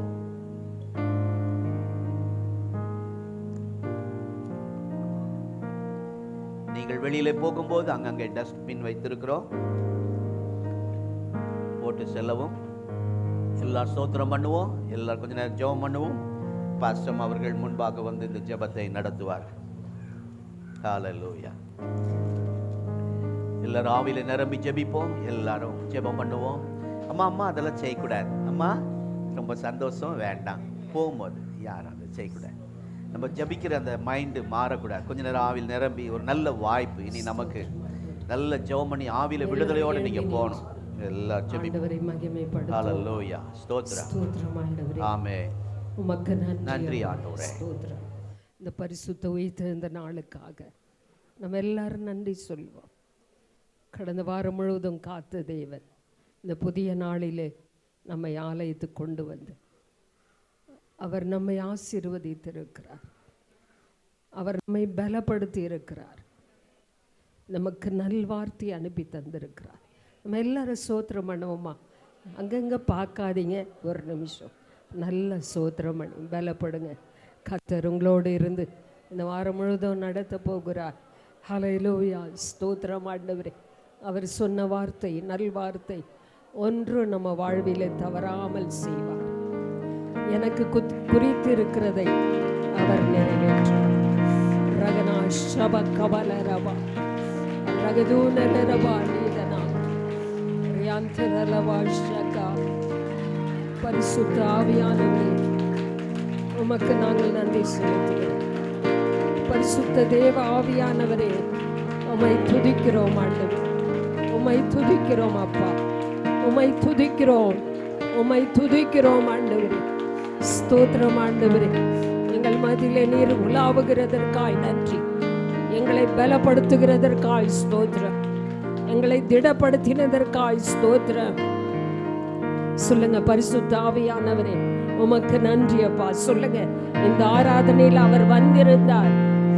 ஆரம்பத்திலிருந்து முடியும் மட்டும் பரிசுத்த ஆவியானுடைய ஆளுகை இந்த இடத்தில் இருக்கிறது. ஹல்லேலூயா. ஹல்லேலூயா. இந்த பரிசுத்த ஆவியானவர் என்ன நம்ம வார்த்தையில் சொன்னாரோ அதை நிறைவேற்றுவார். நிறைவேற்றுவார். நிறைவேறுகிற காலம் வந்துவிட்டது. குறித்த காலம் வந்துவிட்டது. அது தவறாது. அது பொய் சொல்லாது. அது தாமதிக்காது. ரகனா ஷப கபலரபா. நல்ல கையை தட்டி பரிசுத்த ஆவியானவரே, நாங்கள் உம்மை துதிக்கிறோம். இது உம்முடைய சபை. நீர் எங்களை ஏற்படுத்தி இருக்கிறீர். எங்களை அழைத்து இருக்கிறீர். நடத்த நீர் வல்லவர் அப்பா. ஸ்தோத்திரம் ஆண்டவரே. உமக்கு நன்றி அப்பா. அன்புள்ள இயேசுவே, உமக்கு நாங்கள் நன்றி செலுத்துகிறோம். பிதாவே, உமக்கு நன்றி செலுத்துகிறோம் அப்பா. பரிசுத்த ஆவியானவரே, நாங்கள் உமக்கு நன்றி செலுத்துகிறோம். எங்கள் திருத்துவ தெய்வம் எங்கள் வாழ்விலே கிரியை செய்கிறதற்காக நன்றி ஆண்டவரே. ஸ்தோத்திரம் ஆண்டவரே. உலக தோற்றத்துக்கு முன்பாக நீர் எங்களை தெரிந்து கொண்டீர் ஆண்டவரே. தாயின் வயிற்றில் இருக்கும் போது எங்களை பேர் சொல்லி அழைத்திருக்கிறீர் அப்பா. நாங்கள் உம்முடையவர்கள் ஆண்டவரே. எங்களை சபையாய் நிலைநாட்டி வைத்திருக்கிறீர். சபையில கொண்டு வந்தீர் ஆண்டவரே. இதை ஆண்டவரை செய்து வருகிறீர். உமக்கு நன்றி ஆண்டவரே. ஸ்தோத்திரம். நீர் சொன்ன எல்லா வார்த்தைகளும் எங்கள் வாழ்விலே நிறைவேறி வருகிறதற்காக ஸ்தோத்திரம். கர்த்தர் இன்றைக்கு கொடுத்த வார்த்தைக்காக நன்றி. தொடர்ந்து ஆண்டவரே, நாங்கள் சமாதானத்தோடு கடந்து செல்ல உதவி செய்கிறதற்காக நன்றி. எங்களை தாழ்த்தி உம்முடைய கரத்தில் ஒப்பு கொடுக்கிறோம் ஆண்டவரே. நீர் எவ்வளவு பெரியவர், மகிமையானவர். நீர் மகத்துவம் நிறைந்தவர் அப்பா. ஆண்டவரே ஸ்தோத்திரம் ஆண்டவரே. நம்முடைய வாயினால் சொன்னதை கரத்தினால் நிறைவேற்றுகிறவர். ஓ ரகனா ஷப கபலரபா. ஸ்தோத்திரம் ஆண்டவரே. இந்த மாதத்தில் நிறைவேற்ற போறதுக்காய் நன்றி. இந்த ஆராதனையில் கலந்து கொண்ட ஒவ்வொருவரையும், குடும்பங்களையும், பிள்ளைகளையும், வாலிபர்களையும், குழந்தைகளையும், முதிய பெற்றோர்களையும் நீர் ஆசீர்வதிப்பீராக. ஆண்டவரே உமக்கு நன்றி. இந்த வாரத்தின் முழுவதும் நம்முடைய பிரசன்னம் அவர்களோடு இருந்து நடத்திட்டு நம்முடைய வார்த்தை அவங்க வாயுவிலே ஆண்டவரை காண்பதற்கு உதவி செய்யுங்க. வார்த்தை கொடுத்துட்டீங்கப்பா, அதை நாங்க பார்க்கணுமே. எங்க கண்களால் பார்த்து அதை பூரிக்கணுமே ஆண்டவரே. கர்த்தர் அப்படி செய்ய போறதுக்காய் நன்றி. தடைகளை எல்லாம் உடைத்ததற்காய் ஸ்தோத்திரம். கர்த்தர் எங்களுக்காக இறங்கினதற்காக நன்றி. உமது கரத்தில் எங்களை ஒப்பு கொடுக்கிறோம். நாங்கள் உம்மை மகிமைப்படுத்த உதவி செய்யுங்க ஆண்டவரே. ஸ்தோத்திரம். இந்த வாரம் முழுவதும் அவங்க பிசினஸ்ல, படிப்பின் காரியத்தில், குடும்ப வாழ்வில் கர்த்தர் கிரியை செய்வீராக, கூட இருப்பீராக, வெற்றியாய் நடத்துவீராக. அடுத்த வாரம் வரும்போது நல்ல சாட்சிகளோடு நம்முடைய பிள்ளைகளை கொண்டு வர போறதுக்காய் ஸ்தோத்திரம். ஸ்தோத்திரம் ஆண்டவரே, ஸ்தோத்திரம் ஆண்டவரே. ஆண்டவரே உமக்கு நன்றி அப்பா, நன்றி ஆண்டவரே. அப்படியே செய்ய போறீங்க, அதுக்காக நன்றி. துதி கன மகிமை எல்லாம் உமக்கே நாங்கள் செலுத்துகிறோம். மீட்பர் இயேசுவின் இனிய நாமத்தில் ஜெபிக்கிறேன் நல்ல பிதா.